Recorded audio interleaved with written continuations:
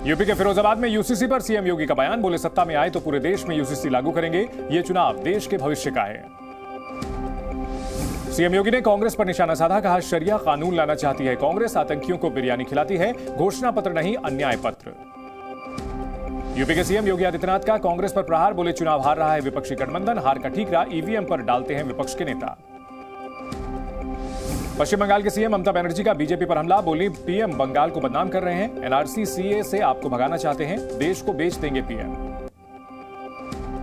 अमेठी रायबरेली से राहुल प्रियंका की संभावित उम्मीदवारी पर कांग्रेस अध्यक्ष खड़गे का बयान, बोले चुनाव समिति तय करेगी उम्मीदवार, थोड़े दिन में सब साफ हो जाएगा। आज रात 8 बजे होगी कांग्रेस की केंद्रीय चुनाव समिति की बैठक में पंजाब और यूपी की सीटों पर हो सकती है चर्चा, पंजाब में चुनाव प्रचार की भी बनेगी रणनीति।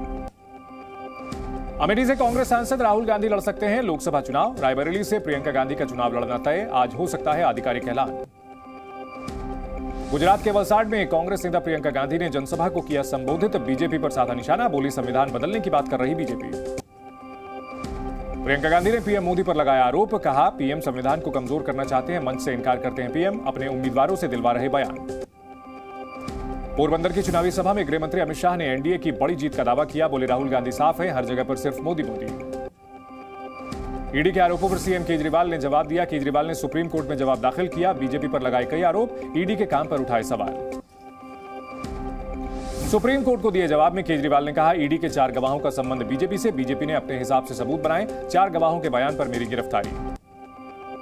मेडिकल बोर्ड ने दिल्ली के सीएम केजरीवाल के साथ की बैठक, केजरीवाल की सेहत की समीक्षा की, कोर्ट के आदेश पर बनाया मेडिकल बोर्ड, वीडियो कॉन्फ्रेंसिंग के जरिए हुई मीटिंग।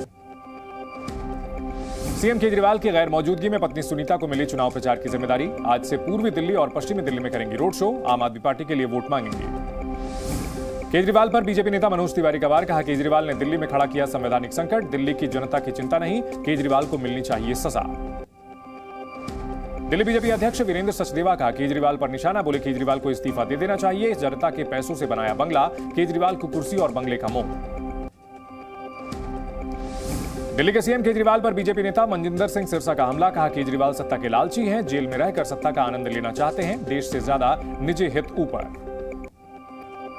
दिल्ली में मेयर चुनाव टलने के खिलाफ सड़कों पर उतरी आम आदमी पार्टी, बीजेपी के दफ्तर के बाहर आपके कार्यकर्ताओं का प्रदर्शन, पुलिस ने कई कार्यकर्ताओं को हिरासत में लिया। यूपी के अयोध्या में एक बस से 99 बच्चों को किया गया बरामद, बिहार के अररिया से सहारनपुर जा रही थी बस, 5 मौलवी बच्चों को लेकर जा रहे थे सहारनपुर। अयोध्या में बरामद हुए बच्चों के पास न आधार कार्ड न सहमति पत्र, बाल संरक्षण आयोग और पुलिस ने की कार्रवाई, मामले में अयोध्या पुलिस कर रही पूछताछ। राजस्थान के अजमेर के मस्जिद में इमाम की हत्या, 3 बदमाशों ने लाठी डंडे से पीटा, घटना के समय 6 बच्चे मस्जिद में मौजूद थे, बदमाशों ने बच्चों को भी धमकी दी। इमाम की हत्या को लेकर लोगों में नाराजगी, 2 करोड़ रुपए मुआवजे की मांग कर रहे लोग, मस्जिद के पीछे से 2 डंडे बरामद, सीसीटीवी फुटेज खंगाल रही पुलिस। दुर्गापुर में हेलीकॉप्टर के अंदर गिरी पश्चिम बंगाल के सीएम ममता बनर्जी, अंदर बैठते वक्त फिसला पांव, प्रचार के लिए हेलीकॉप्टर से जा रही थी। संदेशखाली के अगरहटी पहुंची सीबीआई की टीम, जमीन हड़पने के मामले की कर रही जांच, शिमुलहटी में जांच के बाद पहुंची, शाहजहां शेख पर जमीन हड़पने का आरोप है। संदेशखाली मामले में टीएमसी ने की ईसी से शिकायत, सीबीआई की रेड को लेकर शिकायत की, चुनाव तक राजनीतिक दलों और नेताओं के खिलाफ जांच पर रोक की मांग की।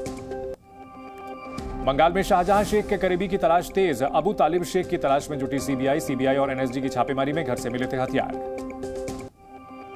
ममता सरकार पर बीजेपी नेता अग्निमित्रा पॉल का दावा, कहा आतंकी का साथ देती है ममता की पुलिस सो रही थी, 4 जून को टीएमसी को जवाब मिलेगा। पूर्व सांसद धनंजय सिंह को इलाहाबाद हाईकोर्ट से झटका, 7 साल की सजा पर रोक से हाईकोर्ट का इनकार, लेकिन धनंजय को मिली जमानत, चुनाव नहीं लड़ पाएंगे। आज महाराष्ट्र और गोवा के दौरे पर रहेंगे पीएम मोदी, महाराष्ट्र के कोल्हापुर और साउथ गोवा में जनसभा को संबोधित करेंगे पीएम। आरजेडी नेता तेजस्वी यादव का बीजेपी और मोदी सरकार पर प्रहार, कहा देश की जनता कह रही है कि मोदी हैं तो नौकरी मिलना मुश्किल, पूरी बीजेपी डिप्रेशन में है। उद्धव के शिवसेना के सांसद संजय राउत का पीएम मोदी पर आरोप, कहा देश के नहीं गुजरात के पीएम है मोदी, पीएम मोदी किसानों के दुश्मन है। कांग्रेस ने केरल में लोकसभा चुनाव को लेकर सीपीएम पर लगाया बड़ा आरोप, कांग्रेस नेता केसी वेणुगोपाल ने कहा सीपीएम ने चुनाव प्रक्रिया पर कब्जा किया, वोटरों को परेशान किया गया।